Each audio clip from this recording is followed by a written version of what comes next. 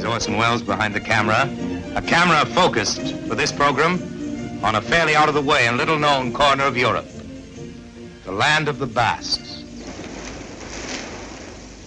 We placed this camera directly on an international border. Over on that side is the ancient kingdom of Navarre, and there, where the low Pyrenees start ambling down to the sea, is France. It's still pretty heavily guarded up here, and for quite a time after the war in Spain, this border was closed, tight, a sort of miniature iron curtain. At least that was the theory. But in war or peace, old times are new to the people who actually live up here. This border has always been more of a theory than a fact. A theory of the French and Spanish governments, whose vigilant customs officers patrol it. No, the people who live here are neither French nor Spanish. They're Basques. And the rise and fall of other republics, other kingdoms, has never made them forget it, that they're Basques. And that Basques are what Basques are. Well, what is a Basque? All we know for sure is what a Basque is not. Besides not being French or Spanish, a Basque is not Mediterranean, Alpine, Magyar, Celtic, Germanic, Semitic, nor Scandinavian. He isn't even Aryan. Nobody knows who his ancestors were. According to him, Adam and Eve were pure Basque. And it's true that his position's something like the Red Indians in America. He's an aboriginal. Before the other Europeans came along. To this day, he speaks his own weird language, a tongue no expert has ever been able to trace. Over there, in General Franco's half of the Basque Country, this language is quite literally against the law. It's treason to speak it in Spain. Really, what is it you're gaining in this very far away little corner of the earth? A village is a village, and it doesn't make any difference what language it speaks. Well, of course it doesn't for a child. Not for a child unless you tell them so. Yes. And here in Cibourg, and probably places at home, but here in Cibourg where we've been able to live and to work ourselves, children walk out of their houses in the morning, kings of their kingdom, free of the streets. They come home when they're hungry or when they fall down. They know everybody in town. They have that sense of independence, and the Basques are independent people, too. Indeed they are. That's right. I still think we're going back, in a sense, to what we had and loved. I don't think we're looking for anything more than all the things we want, such as freedom, independence, discipline, good education, habits which will lead them into a good life, wherever you find it. I don't think it's a matter of countries. No, of course it isn't. Of course it isn't. Pretty much depending on which town they come from, these future champions will be playing either with a big hand basket of Grand Chistra or with a smaller one, used in Yoki Gabi, and here it is. Chris's favorite game. Yeah. Yoki Gabi. Now, what does it mean, Yoki Gabi, Chris? Well, Yoki Gabi means the game pure. They think it's a better game. A purer game? Yes. Truer game.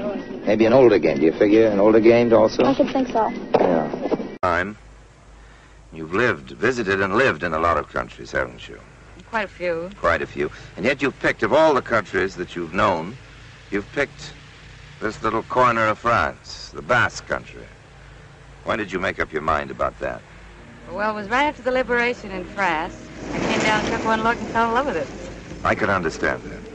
I came down, took one look, and fell in love with it. But I think you're partly responsible, you and your family, because your feeling for this country is very contagious. I was only a few hours here, and I was beginning to feel very warmly indeed toward the Basques. And now I'm really very, very much an enthusiast. Not just to the country. It's a very beautiful country, of course, but it's the people that I think are so exceptional. I wonder why.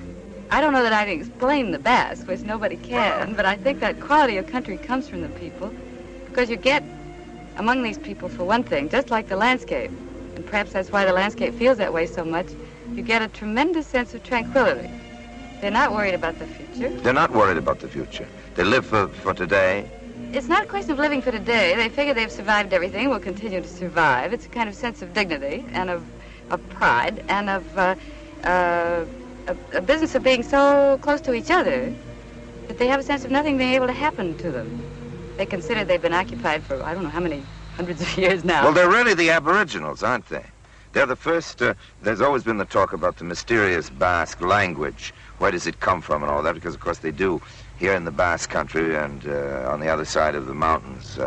In the Spanish Basque Country, they speak a language which has no roots in any known European language. Isn't that right? There are one or two odd theories which one scholar will present and another one disagree with. Yes. But the only convincing theory about the Basque language I ever heard were two.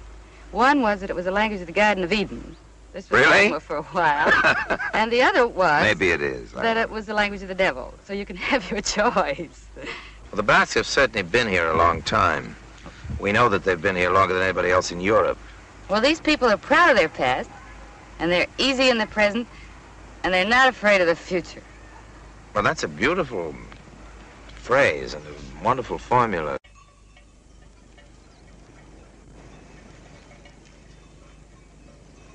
Well, here we are back where we started, up on the border. You know, it's not only the Basques. Nobody really likes an international border. The nations it divides always want to push the border back a bit in their favor, and I'd rather think the people it divides would just as soon do away with it altogether. Well, Pentecost is one day of the year when that actually happens. And here it is, happening. Yes, the fences and frontiers are really down, and people are free for this one day to move without passports, carrying what they want in any direction that pleases them.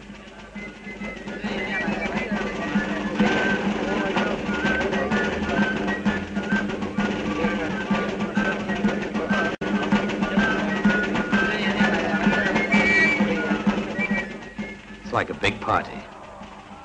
I can't think of a better reason for celebrating.